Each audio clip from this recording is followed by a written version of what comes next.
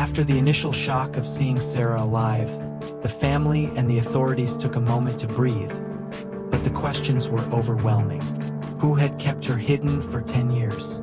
Why? And why now?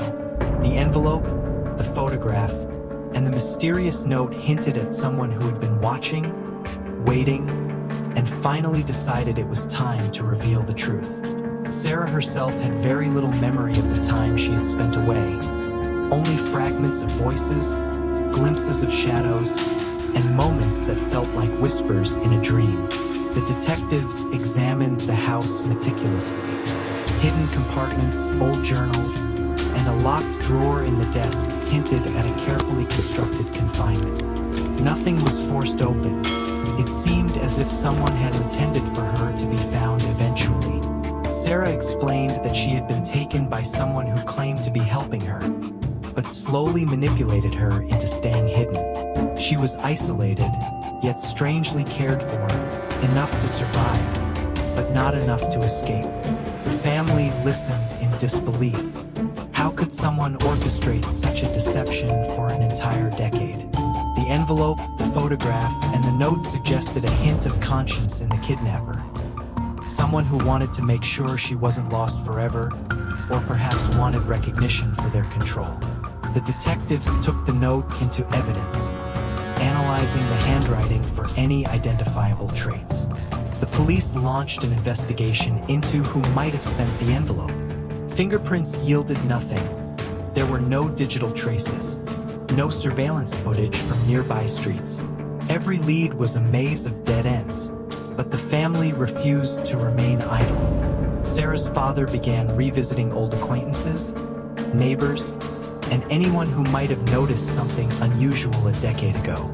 Her mother combed through social media, emails, and messages from the past, hoping for a clue overlooked at the time. Meanwhile, Sarah began to piece together her own memories. She remembered small inconsistencies, fleeting moments that now made sense.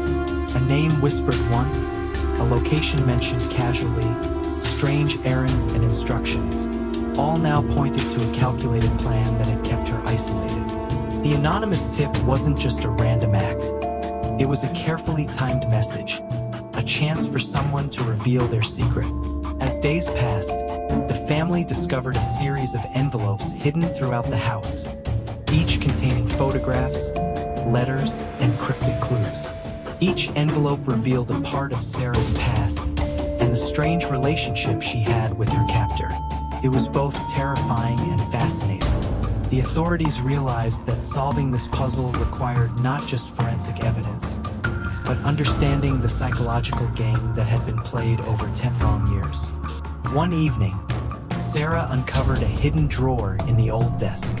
Inside was a letter written years ago, detailing instructions on how she should behave, warnings of consequences, and hints about a time to be found.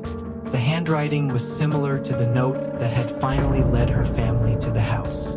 It became clear that the anonymous tip was part of a larger plan, a plan executed by someone with meticulous attention to detail, someone who had always been 2 steps ahead.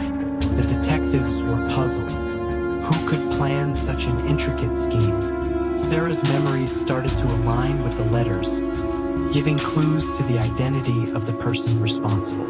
Each discovery brought a mixture of dread and anticipation. The family, now reunited with Sarah, knew they were on the brink of answers that could finally explain the dark decade of absence. This marked the end of Part 2, the anonymous tip. The stage was set for Part 3, the shocking discovery, where the truth behind Sarah's disappearance would finally be revealed, and the mystery of the decade would come to light.